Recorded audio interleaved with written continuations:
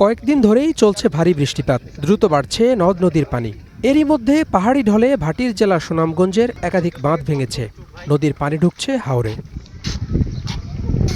টানা বৃষ্টিপাতে জেলার সবকটি হাওরে দেখা দিয়েছে বন্যা। এরই মধ্যে ফসল হারিয়েছেন কয়েক হাজার কৃষক। বৈরী আবহাওয়ায় অবশিষ্ট ধান ঘরে তুলতে চলছে প্রাণপণ চেষ্টা। সব ধান তলিয়ে গেছে, মুষ্টিময় কয়েকটা গিরছে ধান কাটছে। এখন সরকারের উচিত আমরা যতগুলা কৃষক আছি যারা কাটতে পারছি না, আমাদের পাশে দাঁড়ান, আমাদেরকে পাশে দাঁড়াইব, আমাদেরকে সাহায্য সহায়তা করবো। কোমর পানির মাঝে যাও খাটের ধান নিচে যারা আসলো কাটতেছে না, অনেকে গতকালকে কাটছিল, আজকে আর কাটতে পারেন না, পানির তলে গেছি কি আমরা এগুলো পানির তলে গেছি কি আমরা কাটেরাম অনেক কষ্ট কইরা।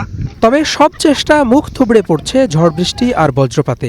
দুর্যোগপূর্ণ আবহাওয়ায় উচ্চ মূল্যেও মিলছে না শ্রমিক, চোখের সামনেই ডুবছে পাকা ধান। বৃষ্টির কারণে অতি শীঘ্রই পানি চলে আসছে, আমরা ধান কাটতে পারতেছি না, পাকা ধান তলিয়ে যাচ্ছে। লোকজন নিয়ে ধান কাটতে নেমেছি, লোকজনেরও অনেক ডিমান্ড। জমি খরচ করতে গেছে 20,000, কামলা খরচ লাগে আরো 30,000, তো আমরা কৃষকরা দান করে কি লাভ হইল? এ তো গেল হাওরের খবর, উত্তরেও একই দশা। সময়ের আগেই ধান কাটতে বাধ্য হচ্ছেন নওগাঁর চাষিরা। বৃষ্টির পানিতে তলিয়ে যাওয়া ধান গাছ কেটে তুলতে ব্যস্ততা মাঠে মাঠে।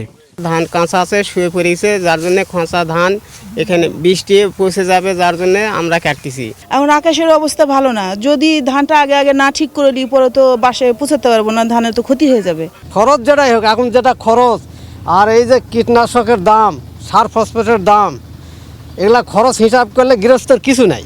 80% ধান পাকলেই কেটে নেয়ার অনুরোধ করেছে পানি উন্নয়ন বোর্ড আর কৃষি বিভাগ, যদিও এতে ফলন বিপর্যয়ে পড়েছেন অনেকে।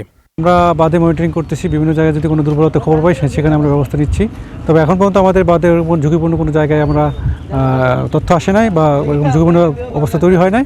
তো গড়চা যেটা হয়েছিল সেটা আমরা ইতিমধ্যে আমরা এটা সলভ করেছি এবং এখানে আশা করি যে সমস্যা হবে না। প্রতিটা কৃষি অফিস উপজেলা কৃষি কর্মকর্তারা ধান পাকার জন্য যে প্রস্তুতি, যে কম্বাইন্ড হারভেস্টার, মানে কি বলে রিপার, ধান কাটার যন্ত্র, ধান কাটার শ্রমিক, এগুলো সব নিয়েই তারা প্রস্তুত আছে এবং যেখানে লাগছে সেখানে তারা যোগাযোগ করে দিচ্ছে।